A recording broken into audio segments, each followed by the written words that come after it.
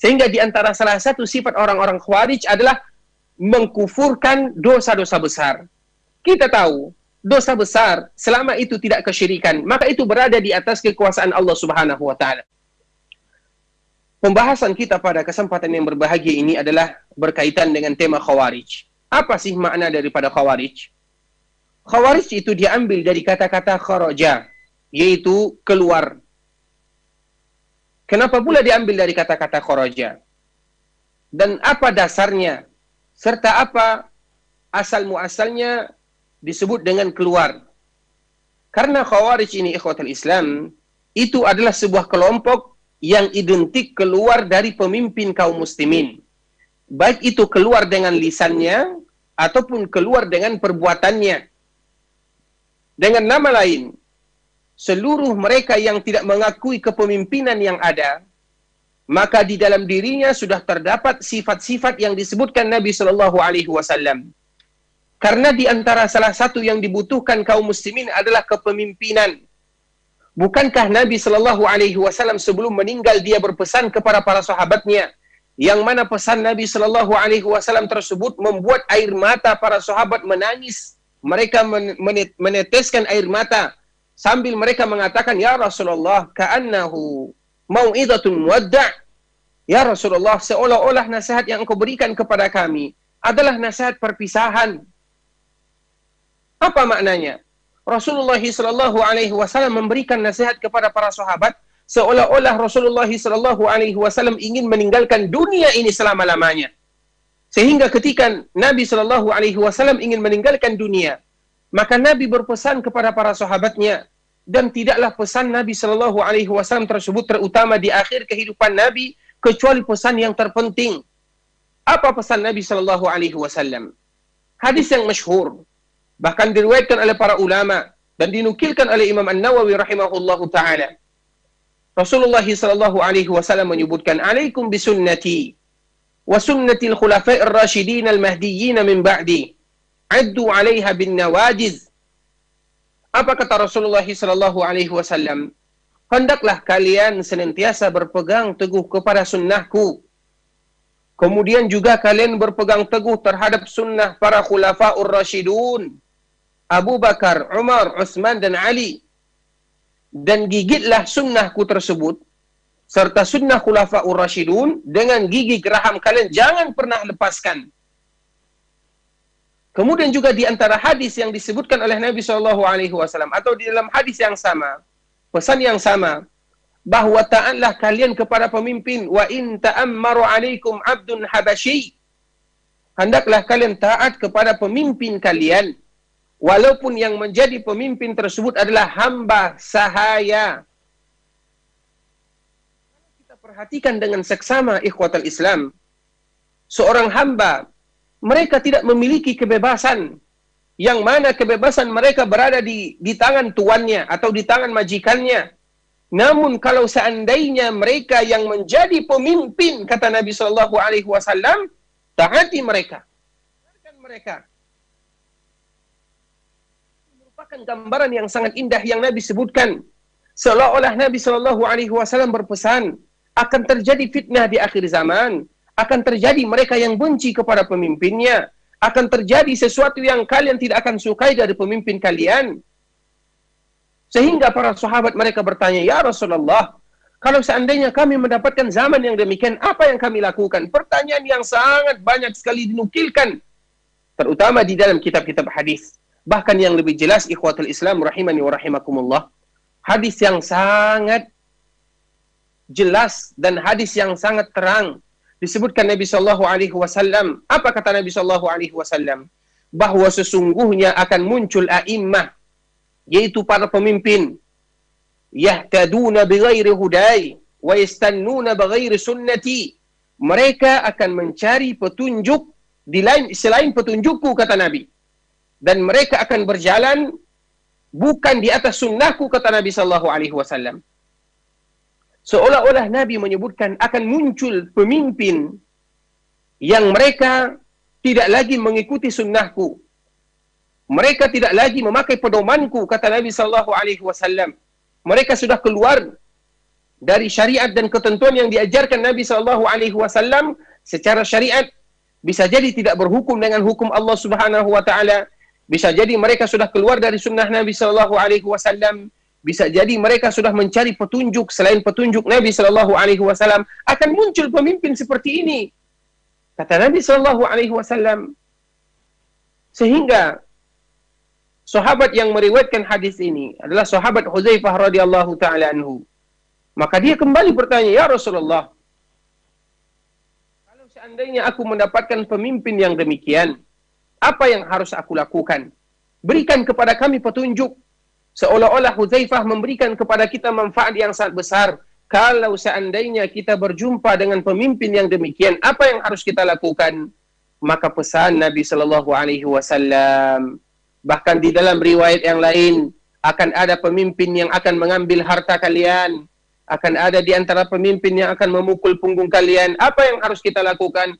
Asmi' wa ati'. Dengarkan, taati, selama mereka tidak memerintahkan kita untuk melakukan maksiat kepada Allah Subhanahu wa taala. Sebuah hadis yang sangat agung.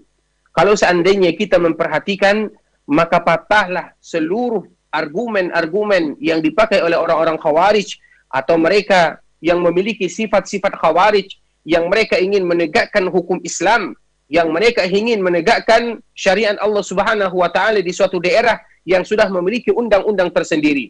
Siapa yang tidak bangga dengan hukum Islam? Siapa yang tidak bangga dengan hukum Allah Subhanahu wa taala? Tentunya semua kita sudah bangga.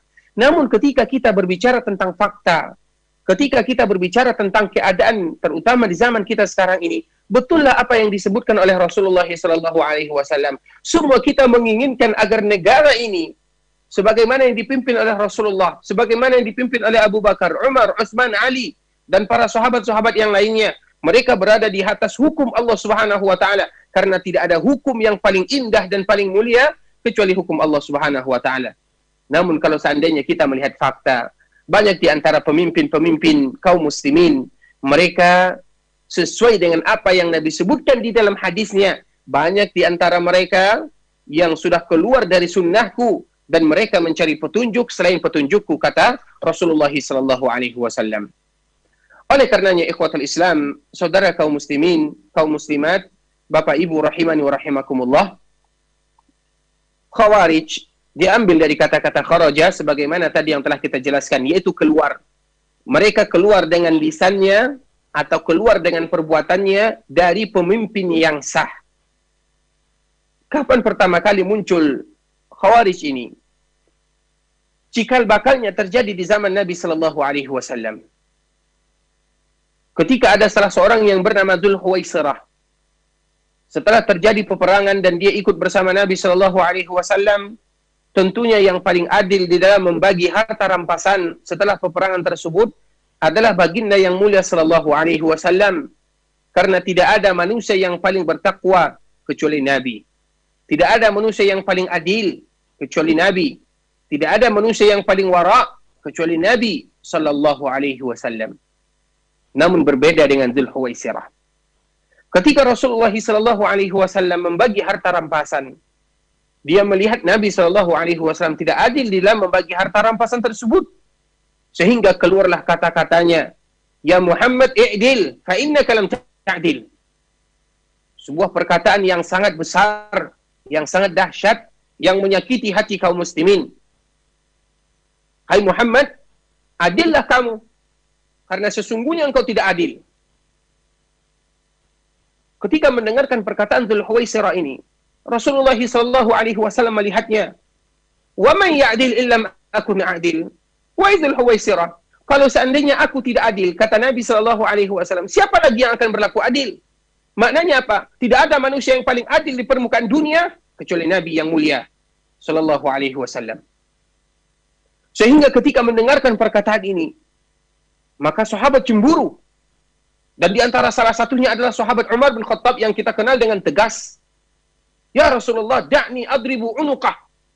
Ya Rasulullah, biarkan aku penggal kepalanya. Fa innahu munafik, karena dia adalah munafik. Namun apa yang terjadi?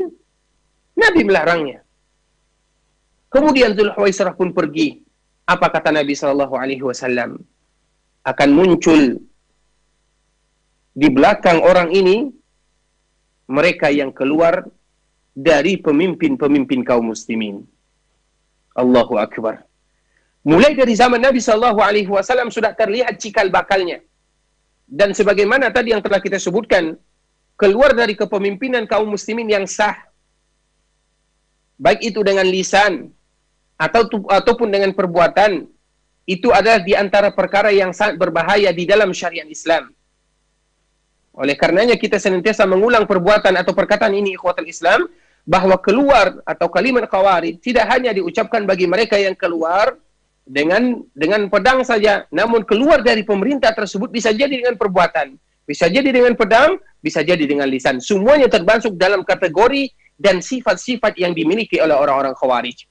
Kemudian ikhwatul Islam rahimani wa rahimakumullah, maka terjadilah kepemimpinan setelah Nabi SAW dipimpin oleh Abu Bakar As-Siddiq selama 2 tahun 3 bulan.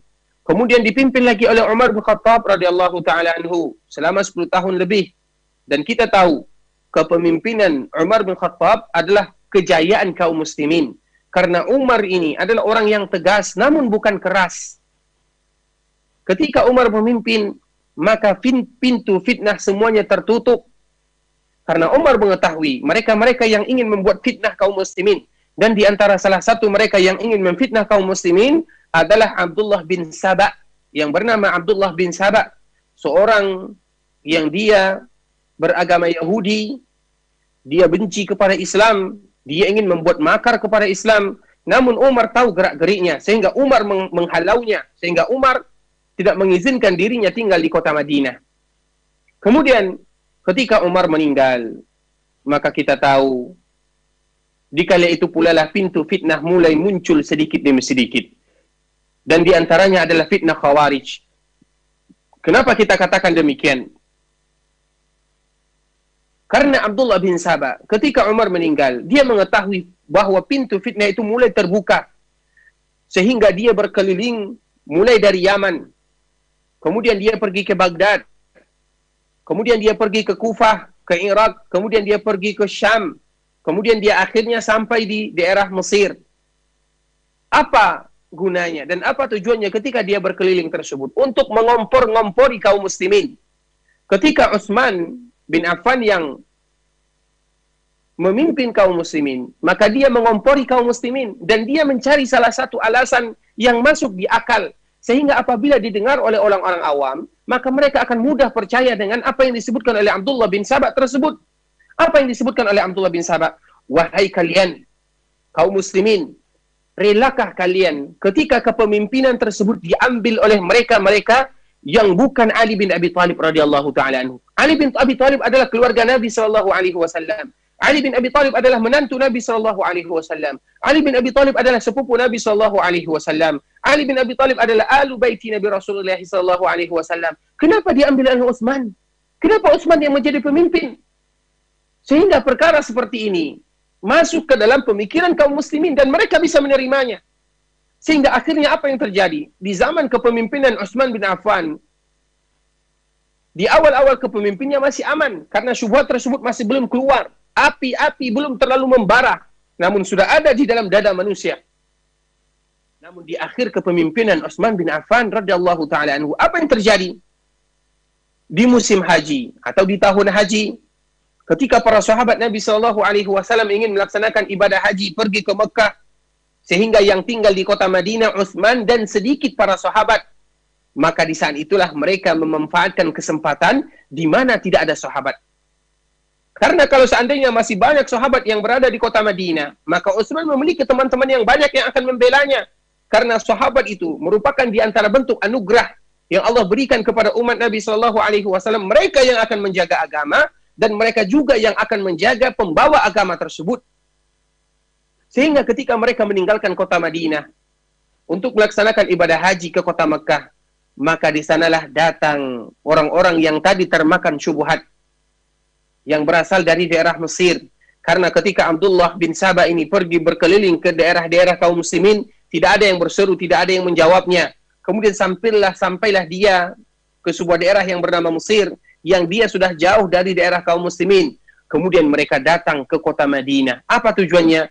Untuk mengepung Utsman bin Affan karena dia mengatakan atau karena mereka mengatakan bahwa Utsman bin Affan radhiyallahu taala anhu sudah mengambil kekuasaan dari Ali bin Abi Thalib radhiyallahu taala anhu majma'in. Sebuah syubhat yang mudah masuk ke dalam hati manusia. Akhirnya apa yang terjadi? Utsman dikepung. Pertama, Utsman tidak diperbolehkan untuk salat di Masjid Rasulullah sallallahu alaihi wasallam. Allahu akbar.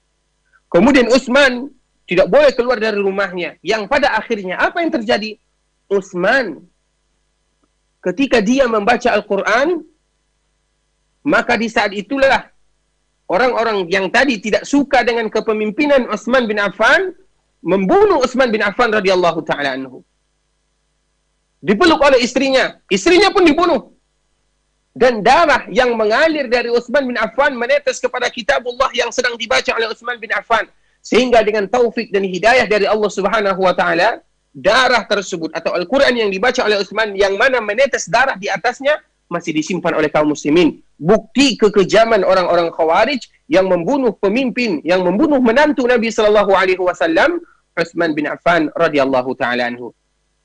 Kemudian mungkin kita bertanya, kenapa Utsman tidak melawan?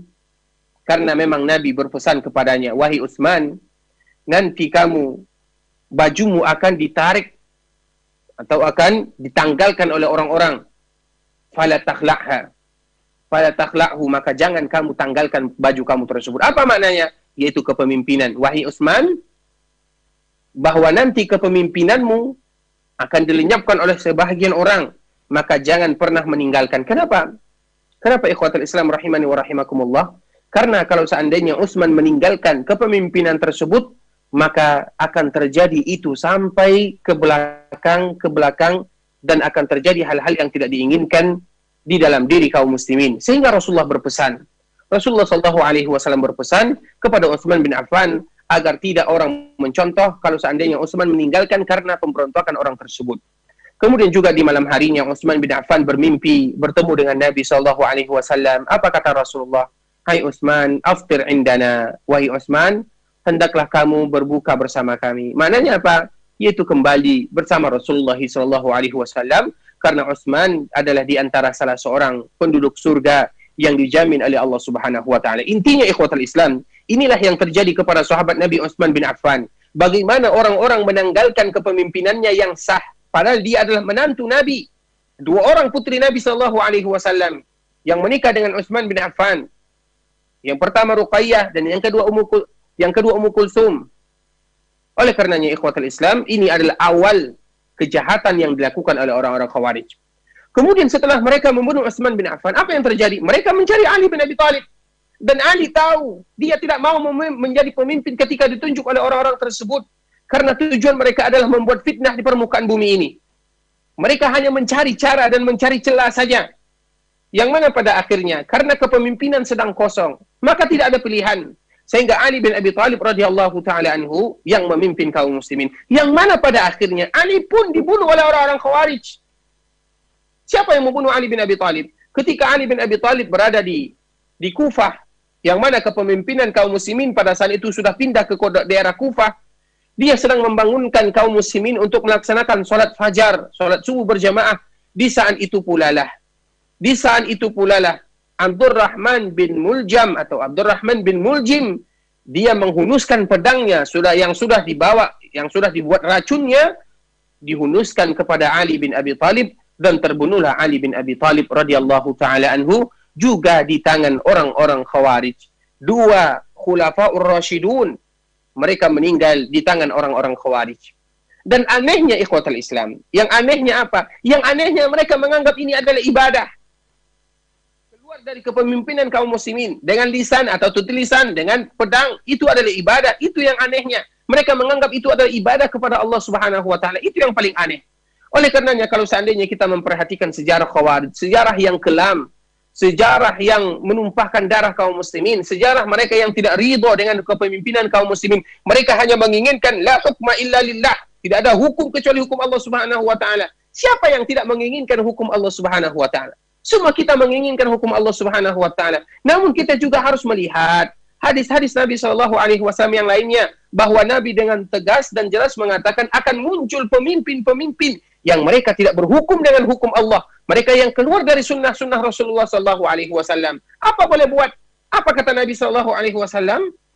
Dengarkan, patuhi, jangan keluar dengan apa saja. Baik itu dengan lisan, ketika kita memberikan provokasi kepada kaum muslimin, pemimpin kita kejam, pemimpin kita tidak berhukum dengan hukum Allah, pemimpin kita begini, mengumbarkan aib pemimpin di kalangan halayak para ramai, di kalangan halayak ramai, itu bukan sunnah Nabi. Itu keluar dari jalan aturan yang disebutkan Nabi kepada para sahabatnya. Kemana hadis yang disebutkan oleh Nabi SAW kepada para sahabatnya? Seolah-olah kita melupakan hadis Nabi, terutama yang berkaitan dengan akhir zaman, terutama yang berkaitan dengan fitnah akhir zaman. Kenapa kita melupakan hadis tersebut? Oleh karenanya, ikhwatul Islam rahimani wa rahimakumullah, ini adalah sesuatu yang berkaitan dengan orang Khawarij yang terjadi di zaman sahabat Nabi SAW. Sehingga di antara salah satu sifat orang-orang Khawarij adalah mengkufurkan dosa-dosa besar. Kita tahu, dosa besar selama itu tidak kesyirikan, maka itu berada di atas kekuasaan Allah Subhanahu wa taala. Allah yang menciptakan kita, Allah yang mengetahui tentang apa yang dilakukan oleh hambanya, dan Allah juga yang telah menetapkan aturan-aturan tersebut. Di antara salah satu mazhab Ahlus Sunnah wal Jamaah, apabila seorang hamba melakukan dosa besar selain kesyirikan, bisa jadi Allah maafkan karena karunia, taufik dan hidayah darinya. Bisa jadi Allah azab mereka sesuai dengan perbuatan yang mereka lakukan, namun tidak dikufurkan dan tidak dikeluarkan dari arena kaum muslimin. Sedangkan di antara sifat orang-orang Khawarij, karena mereka terlalu wulu, maka mereka mudah mengkafirkan kaum muslimin. Sedikit-sedikit kafir, sedikit-sedikit keluar dari Islam, sedikit-sedikit pemerintah kita ini bukan pemerintahan Islam, sedikit-sedikit pemerintahan kita ini adalah pemerintahan taghut, dengan bahasa apa saja yang mereka gunakan. Intinya mudah bagi mereka mengkufurkan pemimpin kaum muslimin, dan juga mudah bagi mereka mengkufurkan kaum muslimin itu sendiri. Makanya sering kita dengar banyak pemerintahan yang tidak berhukum dengan hukum Allah, maka berarti mereka kafir. Banyak di antara pemerintahan atau kaum muslimin yang tidak berhukum dengan hukum Allah, maka mereka kafir. Itu adalah di antara sifat orang-orang Khawarij, mudah mengeluarkan kaum muslimin dari ajaran Islam itu sendiri, dan mudah mengeluarkan kaum muslimin dari agama Islam. Makanya sering kita dengar dengan istilah taghut. Pemimpin kita ini adalah pemimpin taghut. Rakyat kita ini adalah rakyat taghut. Na'udzubillah. Itu adalah di antara sifat orang-orang Khawarij, ikhwatul Islam rahimani wa rahimakumullah, yang dengan mudah lisan dan lidah mereka mengkafirkan kaum muslimin. Kita diutus oleh Allah Subhanahu wa taala sebagai seorang hamba bukan untuk menghukumi. Kita diutus oleh Allah Subhanahu wa taala bukan untuk menghukumi seseorang, namun kita diutus oleh Allah Subhanahu wa taala menjelaskan hukum, bukan menghukumi. Ketika kita berbicara tentang kekufuran, ketika kita berbicara tentang kesyirikan, bukan berarti kita menjatuhkan atau membuat orang syirik atau menjatuhkan seseorang ke dalam kesyirikan. Ketika kita berbicara tentang kekufuran, bukan berarti kita menuduh orang melakukan kekufuran atau orang itu kafir. Ketika kita berbicara tentang maksiat, bukan berarti kita menuduh orang tersebut ahli maksiat. Ketika kita berbicara tentang muhdasat atau perbuatan bid'ah misalnya, bukan berarti kita menuduh orang mubtadi', tidak demikian. Namun apa yang terjadi? Menjelaskan hukum berbeda dengan menjatuhkan hukum kepada seseorang. Menjelaskan hukum berbeda dengan menjatuhkan hukum kepada seseorang. Bisa jadi ada orang yang terjatuh ke dalam permasalahan kesyirikan, namun dia tidak menjadi musyrik. Bisa jadi ada seseorang yang terjatuh ke dalam kekufuran, namun dia tidak menjadi kafir. Dan begitulah seterusnya. Jadi apa maknanya? Maknanya adalah kita hanya menjelaskan hukum saja. Sedangkan orangnya tidak boleh kita menghukumi. Siapa yang menghukumi? Itu banyak syaratnya. Nah, itulah di antara kekeliruan yang terjadi kepada orang-orang Khawarij. Mudah menghukumi kaum muslimin. Sedikit-sedikit dibilang kafir, sedikit-sedikit pemimpinnya taghut, sedikit-sedikit rakyatnya tidak beriman kepada Allah. Banyak yang mereka ucapkan ikhwatul Islam.